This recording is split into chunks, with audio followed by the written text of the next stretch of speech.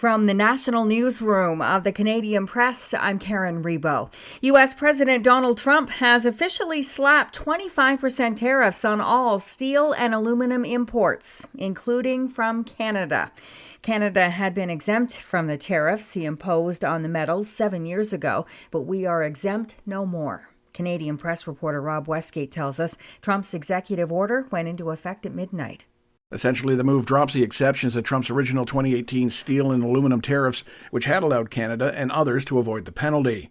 The latest levies are kicking in right after the White House confirmed that Trump wouldn't be doubling tariffs on Canada, thanks to Ontario agreeing to pause a surcharge on electricity exports stateside.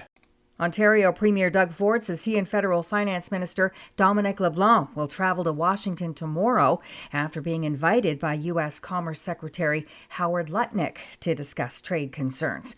Canada's Natural Resources Minister Jonathan Wilkinson appeared on CNN last night to talk about the whole tariff chaos.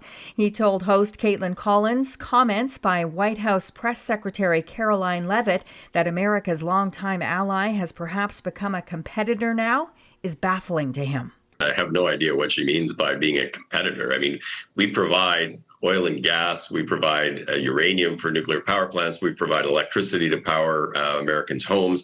We work collaboratively on the auto sector, which reduces costs on both sides of the border. We're not interested in being a competitor to the United States. We actually want to be an enabler for North America.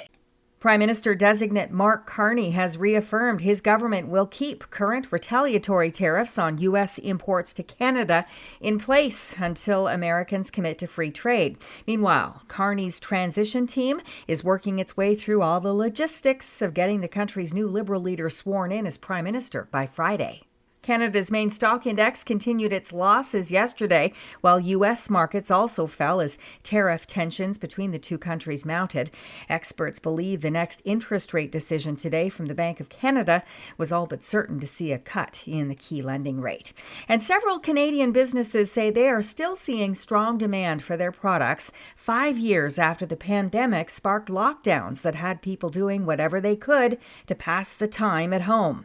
The pandemic had many Canadians developing a green thumb.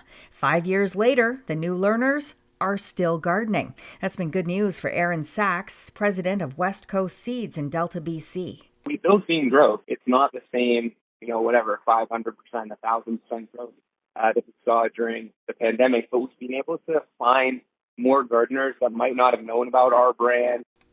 Gardening companies, crafting businesses, even board game retailers all say they are still reveling in their pandemic-era gains. This is the Canadian Press.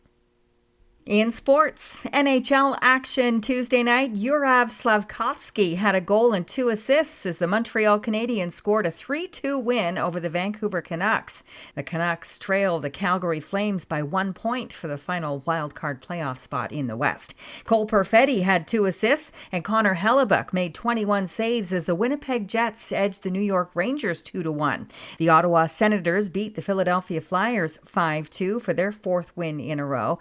Alexei Protas scored 3 times, Alex Ovechkin had 3 assists, and the co-league leading Washington Capitals won their 5th game in a row with a 7-4 victory over host Anaheim.